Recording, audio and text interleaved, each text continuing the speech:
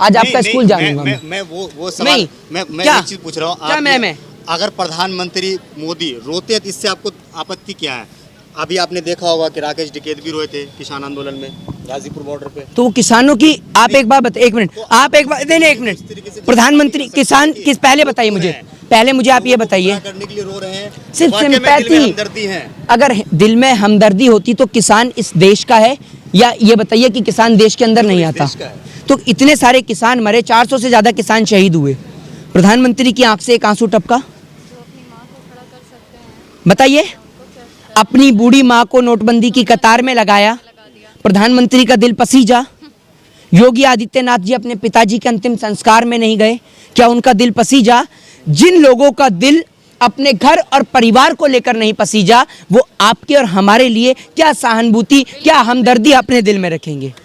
कई जो है विपक्ष के नेता जो है पहले ही भविष्यवाणी ये कर दी थी कि अभी आप देखिए कुछ दिन के बाद मोदी जी आएंगे टीवी पर, रो के आपको दिखा देंगे, आप लोग जो है उसमें ही फंस जाइएगा। हाँ, उनका यही ड्रामा है, लॉकडाउन में आएंगे। अभी मैं उनकी एक वीडियो देख रहा था कि भाइयों बहनों, मेरा एक सपना है कि अमेरिका भी हमारे देश में वीजा की लाइन में लगे, और पूरे देश को रोटी की लाइन में खड़ा कर दिया मोदी जी ने। ऐसे ऐसे झूठे झूठे सपने ये देश के लोगों को दिखाते हैं जो पूरे कभी नहीं हो सकते। मोहित शर्मा, मैं आपसे जानना चाहूँगा कि प्रधानमंत्री मोदी जो है वैसे रैली में तो मास्क लगाते नहीं है, बंगाल में भी आपने देखी होगी कि कई रैली में जो है उन्होंने मास्क नहीं लगाया था, लेकिन जब वो किसी बंद कमरे में मीटिंग करते थे तो मास्क लगाते थे। लेकिन जितना संयोग से सुनिए हाँ। एक बात मैं आपको बता दूं, जितना मुन्नी बदनाम नहीं हुई ना, उससे ज्यादा प्रधानमंत्री मोदी बदनाम होगा इस देश में। समझे आप?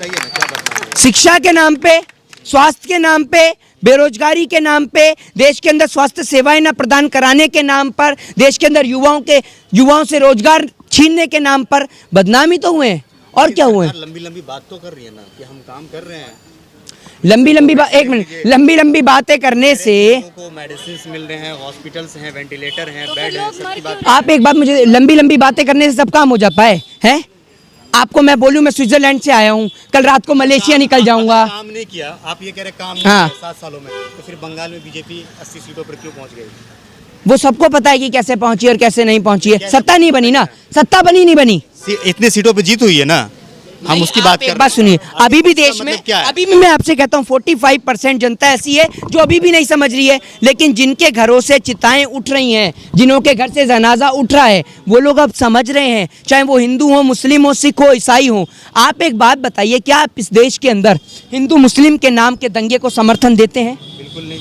तो आप बीजेपी को कैसे समर्थन कर सकते हैं? तो आपको क्या लगता है भारतीय जनता पार्टी दंगे करवाती है? 100%।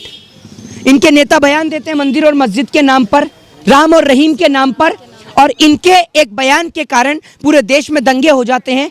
और उस दंगों का जिम्मेदार कौन होता है? देश के नेता टेलीविजन पर दंगे ऐसे देखते हैं जैसे कोई क्रिकेट मैच लाइव चल रहा हो।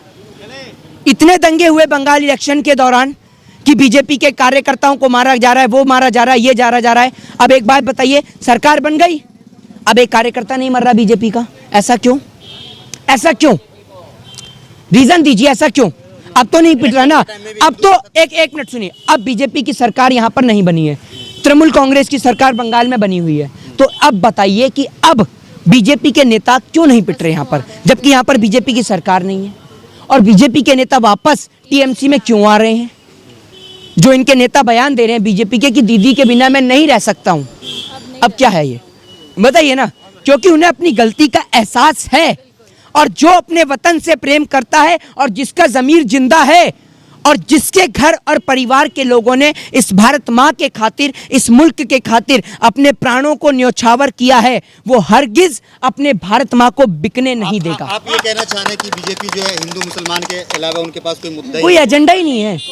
आप बताइए ना एक एजेंडा, बताइए मुझे एजेंडा, मैं उस एजेंडे को बताता हूँ, उसको मैं क्लियर करूंगा। बोले थे सबका साथ सबका विकास, कौन सा सबका साथ सबका सत्यानाश? 100 स्मार्ट सिटी लापता, 100 स्मार्ट सिटी लापता, 2 करोड़ रोजगार कहाँ गया? वादा तो उन्होंने जसोदा बहन से भी किया होगा, जो पूरा नहीं हुआ तो छोड़ना पड़ा। वादे की बात कर रहे हैं आप, बताइए ना। वादा आप एक बात है, झूठे वादा करना ठीक रहता है, लीगल है। अगर मैनिफेस्टो लीगल है तो बात करिए, है मैनिफेस्टो लीगल, आप उसके खिलाफ कानून कार्रवाई कर सकते हैं। कौन सी आईपीसी में दे रखा है मैनिफेस्टो को लीगल, बताइए? कौन से आर्टिकल में मैनिफेस्टो को लीगल बता रखा है? बताइए ना आप मुझे। आप ये कह रहे हैं कि भारतीय जनता पार्टी जो है दंगे करवाती है, उनके जो लीडर हैं वो झूठ बोलते हैं। हाँ, ये मैं नहीं, देश की जनता कहती है, मैं नहीं कहता। करती है, लेकिन आप यूपी का इलेक्शन भी देख लीजिए। भारत का एक प्रमुख राजनीतिक दल है, क्योंकि वो एक अरे मैं नहीं, ये बंगाल की बात करूंगा, आप पढ़ लीजिए ना, भारत का एक प्रमुख राजनीतिक दल है। मैं रिसेंटली अभी बंगाल की बात करूं, 3 सीट से इतने सीटों पर भारतीय जनता पार्टी क्यों पहुंच गई? आप पंजाब की बात नहीं करेंगे, पंजाब की बात नहीं करेंगे, पंजाब में इनका मुंडन साफ हो गया, उसकी बात नहीं करेंगे। जनता आखिर अगर नाराज होती, हाँ, तो क्या भारतीय जनता पार्टी इतनी सीटों पर जीत पाती? आप ये देखिए ना कि आप ये देखिए कि तृणमूल कांग्रेस 200 प्लस सीट लेके आई, पहले से अच्छा परफॉर्मेंस दिया है उसने, पहले से अच्छा परफॉर्मेंस दिया है। और आपने जो पंजाब में हालत हुआ वो नहीं पूछेंगे आप। बंगाल में किसका नुकसान हुआ? बंगाल में किसी का भी नुकसान हुआ हो, बीजेपी का तो फायदा कुछ नहीं हुआ है यहाँ। बीजेपी ने सरकार बनाई यहाँ पर, बीजेपी ने सरकार बनाई और वो वोट भी मिला है सिर्फ हिंदुओं के कंधों पर, उनकी लाशों पर पैर रखकर जो राजनीति करी है ना, उसके नाम पर। लेकिन लोगों ने देखा कि जिस तरीके से लोगों ने हिंदू मुस्लिम के नाम पर नहीं, हिंदुस्तानियों के नाम पर आगे आकर मुस्लिम भाइयों ने हिंदुओं का अंतिम संस्कार किया, लकड़ियां लाके उनका अंतिम संस्कार किया। और आत्मनिर्भर भारत की आड़ में एक पिता और एक बेटा अपने पिता को कंधे पर उनकी लाश को डालकर लेकर जा रहा है। तो मोदी जी, ऐसा आत्मनिर्भर भारत हमें नहीं चाहिए। जय हिंद, जय भारत, वंदे मातरम। बहुत बहुत शुक्रिया। तो मेरे साथ यहाँ पे मोहित शर्मा जुड़े थे, कई मुद्दों पर बातचीत करने के लिए। हमने खास करके बाबा रामदेव के बारे में हमने बात करने की कोशिश करी। आपको क्या लगता है इस वीडियो के नीचे कमेंट करके जरूर बताएगा। वीडियो अगर आपको अच्छा लगा तो इसे लाइक और शेयर जरूर कीजिएगा। जय हिंद, जय भारत, अपना ख्याल रखिए, हंसते रहिए, मुस्कुराते रहिए।